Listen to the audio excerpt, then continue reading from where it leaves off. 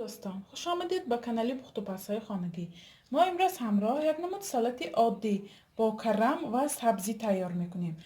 بسیاری از زنهای ما سوال میکنن که برای چی سالاد ما خشک می آید؟ سببش در چیست؟ ما امروز باشم طرز تیار کردنش را با راه آسان و سیکرتش تیار میکنم. محصولات به ما لازم است: 300 گرم کرم، 2 دانه سبزی، 4 قاشق روغن رستنی، اکراب، 3 دانه چسناک، 1 قاشقچه اکسوس، تخم سبزی، نمک و پرپراوی بیخیگی.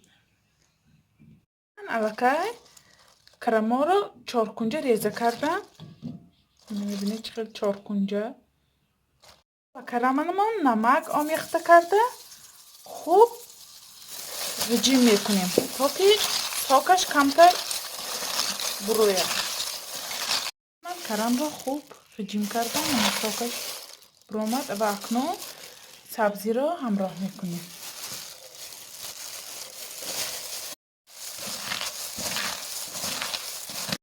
من همش را خوب آمیخته کردم. اکنون 1 قاشق پرپراوه، تخم سبزی، اکراب، چسناک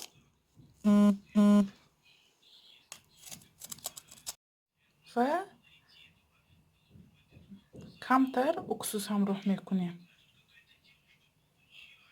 وقتی روغن را ریختن یک چیز را در خاطر گیرید: ما روغن خنک نمیریزیم، ما روغنمان را تصفانده میریزیم. از همین سبب سالاد ما آبدار یعنی ساچنی تیار می شود. روغن را سخت گرم کردم، اکنون به بالاش میریزم.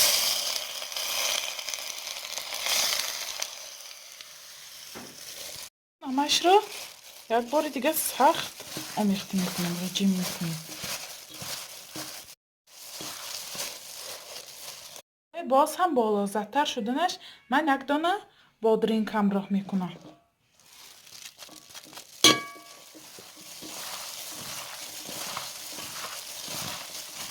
بالای سالادمان را با یگان تریلکچه سخت زیر کرده من به بانک آب گرفته با بالاش میمونم که تا که سخت زیر کند و مدت 20 دقیقه نگاه میداریم.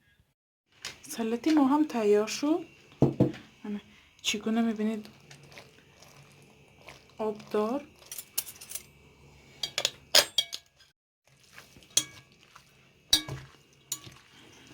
میبینید چقدر سالاد ما به نهایت ساچنی تیار شد.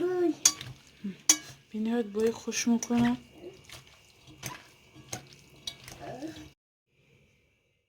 میبینید سالاد ما هم با لذت و ساچنی تیار شد. شما هم حتما برای نزدیکان خود تیار کنید. کانال ما را دستگیری کنید، پادکست کنید و یار و دوستان را دعوت کنید. خیر تا ویدیوهای آینده در پناه خدا باشید.